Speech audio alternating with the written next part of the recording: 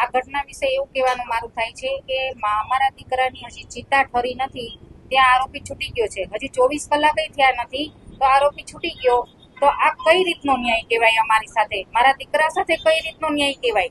અમારી માંગ એ છે કે અમને સંતોષકારક ન્યાય આપો.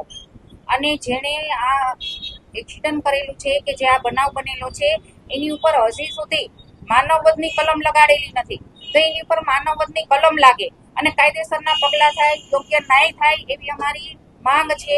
એટલે અમારી આટલું કહેવાનું થાય છે કે અમારી માંગનો સ્વીકાર કરો અને સરકાર, પોલીસ ખાતું બધાય આ ઉપર ખાસ ધ્યાન આપો, જેથી કરીને બીજાના કોઈના સંતાન સાથે આવું ન થાય. આજે અમારો તો વયો ગયો પણ બીજાના થાય. અને આજે એક રાતમાં એક દીકરો ગયો, કાલે સવારે જો પગલાં નહીં લેવાય અને આ જ રીતે બધું ચાલશે તંત્ર, તો એક રાતમાં 10-10 ના દીકરા વહી જશે. એમાં કદાચ તમારા કોઈનો પણ હોય, કોઈ પણ ન હોઈ શકે છે.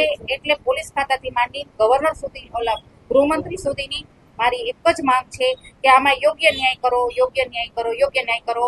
અને આરોપીને સમાજ સાથે ખુલ્લો કરો તો આરોપી જોવે કે સમાજમાં આરોપીને સમાજ જોવે કે આવા આરોપી, આવા છોકરાઓ બધા આવા ગુના કરે છે, એને વાળવાની કોશિશ થાય, સમાજ જાગૃત થાય. આજે અમારો દીકરો, કાલે બીજાના દીકરાનો વારો છે, તો આ વિશે બધા જાગૃત થાય. એના માટે બધું કરો અને અમારા દીકરાને ન્યાય આપો, ન્યાય આપો, ન્યાય આપો. કે એફઆઈઆરમાં હજી સુધી એના પપ્પાનું નામ છે, એનું એડ્રેસ છે, એની જે પર્સનલ ડિટેલ છે, ગાડી વિશેની, ગાડીનો ખબર છે કઈ છે, નંબર ખબર છે, પણ એની પર્સનલ ડિટેલ કાંઈ અમારી પાસે આવી નથી. અને એફઆઈઆરમાં કોઈ જાતનું એડ્રેસ કે એની સરનેમ છે, એના પપ્પાનું નામ છે, એ કાંઈ નથી. અમારા દીકરાનું અમે બધું આપ્યું છે, પપ્પાનું નામ છે, આખું નામ છે, એડ્રેસ છે, તો એનું કેમ નહીં? જરૂર તો એની છે, કેમ કે આરોપી એ છે, અમે તો નથી આરોપી. તો એનું બધું જાહેર થવું જોઈએ. આવી રીતે જો છાવરશું તો સમાજમાં ગુના વધશે, સમાજ વ્યવસ્થા પડી ભાંગશે. એટલે અમારી અરજી સ્વીકારે અને આમાં યોગ્ય ન્યાય કરે. અને કદાચ આમાં અમને અમારા દીકરાને સંતોષકારક ન્યાય નહીં મળે તો અમારી ત્યાં સુધી તૈયારી છે કે અમે અહીંથી ઘરે નહીં જાય, અમે અહીં ધરણા ઉપર બેસવા સુધીની અમારી તૈયારી છે. આમાં કહેવાનું એક જ છે કે એફઆઈઆરમાં કેમ એનું નામ જ નથી કોઈ વસ્તુ. પેલા તો એ જ કાયદો એમ કહે છે કે એફઆઈઆરમાં નામ કેમ નથી? આરોપીનું નામ તો હોવું જોઈએ ને. અમને એફઆઈઆર આપી એમાં નામ જ નથી.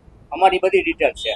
સીપી સાહેબને નમ્ર વિનંતી છે કે આનો એક ઉપર એક્શન લેવામાં આવે તાત્કાલિક. એના પરિવાર જોડે જો થયું હોય તો આ વસ્તુ તો કેમ લે એક્શન તરત જ? નમ્ર વિનંતી છે કે કાયદો આ કાયદેસર એને હાથમાં લઈને જ બધું કર્યું છે, કાયદેસર બધું. અને સેટિંગ પૂરેપૂરું આમાં થયું છે, ઠેક લગન. કારણ કે એફઆઈઆરમાં નામ નથી, કોઈ વસ્તુ નથી, બરોબર. અને કાળા કાચ લઈને ગાડી જાય છે તો એને રોકે છે બધાય ત્યારે. અને આ તો કાયદેસર એને જીવ જ લઈ લીધો છે, બરોબર. તો એને પર કેમ એક્શન નથી લેતા સરકાર? અને 105 કલમ ઉમેરવી જોઈએ છે માનવવધની, એ તો ઉમેરી જ નથી કોઈ વસ્તુ આમાં. અમે પેલા તો અમને એમ જ થાય છે કે આમાં અમારે ન્યાયની આશા કેમ રાખે? શું અમને ન્યાય મળશે? કારણ કે અમે જે અમારી પાસે એફઆઈઆર ને અમે જોયું એમાં અમારા છોકરાનું નામ, સરનામું, અમારા ધંધાનું બધી ડિટેલ છે. પણ આમાં જે આરોપી છે એનું ક્યાંય નામ નથી, એના સરનામું, એના પેરેન્ટ્સનું, એમાં કોઈ એની ડિટેલ દર્શાવી જ નથી. અને એફઆઈઆરમાં માનવવધની જે કલમ હોય એ પણ લગાડી નથી. અને બીજા જ દિવસે છૂટી જાય તો આમાં અમારે ન્યાયની આશા કેમ રાખવી? અમને ન્યાય મળશે? અમારે કોની પાસે ન્યાય માટે જવાનું? અને આમાં શું સમજવાનું? બીજા દિવસે આવો અમારા છોકરાને મારી નાખ્યો, એ બીજા જ દિવસે છૂટી જાય તો આ શું છે? અને સામાન્ય ગુનાવાળાને તો મારીને તોડી નાખે છે.